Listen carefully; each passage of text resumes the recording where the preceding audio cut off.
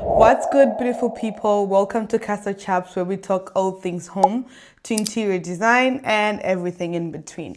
In today's video, we're going to talk about my 5 different design languages. So all the things that I do, the nitty-gritties of it, that will really speak amateur interior designer versus an interior designer that knows what they're doing. And if you were to adapt one or all of these languages, design languages, then I'm telling you and I'm promising you that your projects would definitely look like they were done with intention. Number 1 is a lot of color. So colors give different energy, give different vibes. Just like how red reads of passion and energy, green can also read tranquility. It reminds you of the forest. Blue can also give you these positive vibes and positive energy, just like you would when you were at the beach. Just like yellow gives energy, gives power, just like you would on a nice sunny day. Therefore, all the different uses of colors that are there, but the secret is with intention. You wouldn't want a kitchen that's in a very weird color that doesn't match the energy that you're going for, would you? A color like red, yes, they can be done with intention, but depending with what vibe you're going for, red might not be the most optimal color in a kitchen. So my trick here is to use a lot of color and to use them with intention. I don't always go for minimalistic palettes that are like colorless or minimal color as much as possible. But nonetheless, if I were to design somewhere where it's minimalistic, there are also ways to play around with the colors to make them fit a minimal look. So for example, instead of just going with white and gray and beige, you can also use varying tones of the same color and varying shades. And this will automatically make the space more interesting. And this is one language that I truly stick to, and the very first one that I recommend to people. But like I say, the one point that makes it stand out is how you use it, where you use it, and the intention behind it. The next one is pattern on pattern. Now, this is a tricky one. We are now venturing into pro designer territory here. Pattern on pattern, I trust you, is really, really good when done right. I love the idea of mixing, for example, florals together with checkboard vibe. This not only gives a lot of visual interest, it also gives you that depth. An easy way to illustrate this would be to have curtains that are floral, but then your cushions or your pillows on the sofa to be something different. They can also be woven pattern or anything that's interesting to you. Now, the idea to blending this is to know where to put what.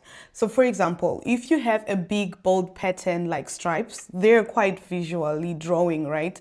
When you mix the next pattern, you don't want to go for something that is also as visually striking as stripes. So you want something that will calm the stripes down, but at the same time work together. So a pattern that's calming and, circular or floral will really help calm those visual stuck lines, whether they're vertical or they're horizontal. The other thing with pattern is knowing how to use it. So for example, if you're going to go for stripes on your curtains, most likely you're going to want to get vertical stripes rather than horizontal stripes, because you want your ceiling to appear taller and you want it to make sense to the eye.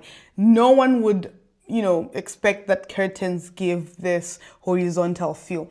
But like I said, it's all about intention, because if you have a small window on the other hand, and then you add more horizontal lines in a way that makes sense, this can also give the idea that the window is actually bigger than it is.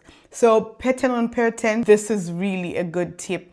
And if you want to play it safe, another interesting way to do pattern on pattern would be to simply have a throw that's in another pattern and the cushions in another pattern. So this way you're really adding flavor into your space in very subtle and safe ways, so that if you feel like things didn't really work out, I messed up here, you can easily switch things up and make it look good again. And to wrap that up, remember that when you're going for more permanent fixtures like wallpaper, there you really have to think about things and take your time to consider. Patterned wallpaper would not be so easy to replace unless, of course, you're willing to go that extra mile and cover the cost.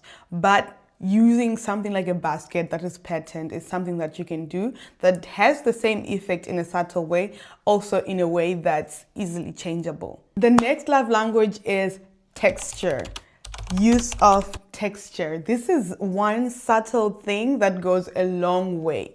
And one way to think of texture is through the material that you use. For example, if you have a rag, you can go for a jute rag underneath, and then you can layer it with another rag that's softer and perhaps with even animal leather. And this will really introduce a lot of texture and will make the space definitely more visually appealing. Another example is the softness of boucle. You know how that vibe gives, versus a velvety material that looks more luxurious and also calming. And on the other hand, a material like linen will really complement a hot weather or a hot room and really give this airy feel. So always remember, play with texture. The same goes with vanities. There are different textures that you can go for. Granite, for example, gives a different texture in opposition to soapstone. And so these are subtle ways to keep the design moving, to keep things interesting. Or for example, when it comes to the finish of paint, you can have eggshell paint, or you can also have matte.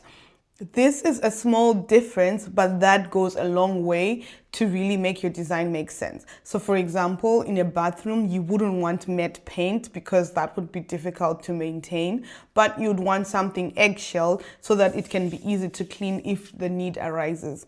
But matte can also work in other rooms, let's say in a bedroom where you know that, okay, contact with the walls is not that often to happen and things can work out just fine. When we circle back to curtains, this is why people like to have 2 layers of curtain. So the actual curtain and then a small lace curtain behind. This is also ways of adding texture as well as playing around with the design to make it make sense. So for example, you can have the actual curtain be linen fabric and then the actual lace curtain to be, of course, lace. And this way you would have easily used 2 textures that can combine to bring things together and make it more interesting. The fourth design language is a calming palette. So initially I spoke about having color, using all spectrums of the color wheel intentionally. Another great language is to use a calming palette. Why?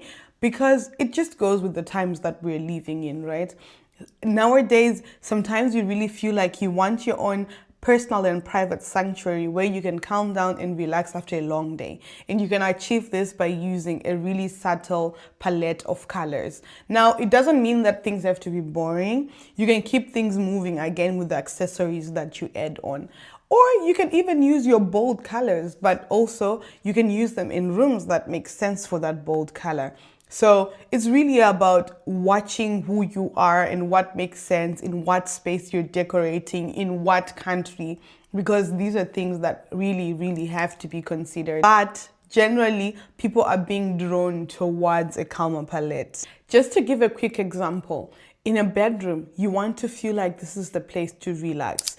This is the place to recharge after a long day. This is the place where you need to be soothed, a place where you need to be calmed. So having yellow in your bedroom would be possible, but is that what's optimal for the purpose of the room as well as for the overall temperament that might be going on in your life? So drawing towards more calmer palettes can make sense. But on the other hand, I do not want to say don't use yellow in your bedrooms. Remember, I mentioned the aspect of having different shades, different tones, and this works out just fine.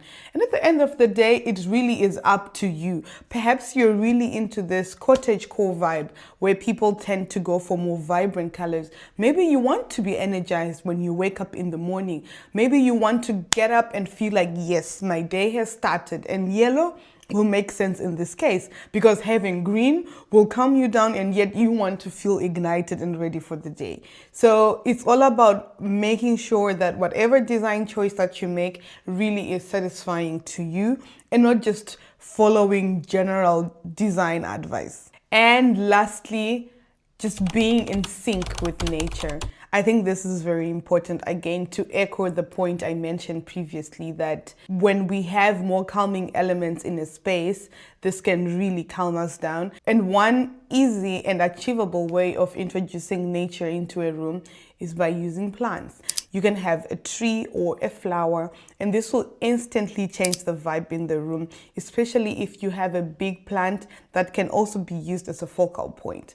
But nonetheless, it doesn't have to be big. It can also be small. This makes it cute, and is that one little small cute visual cue that draws eyes to it and still serves the purpose of calming you down. But it doesn't always have to be plants. It can also be something different. So for example, on the fireplace, you can also use some natural stone to add not only the organic feel, but also texture. And you play around with things and then it can start moving. And remember, with stone, you can also have some pattern there. And this way your design really is dynamic and it starts giving professional interior design vibe. So introducing nature can also be done by using wood in your design. This will also bring in texture. This will also bring in variation in color, because wood, whilst it can be oak, it's not always the same consistency throughout. So this keeps things moving.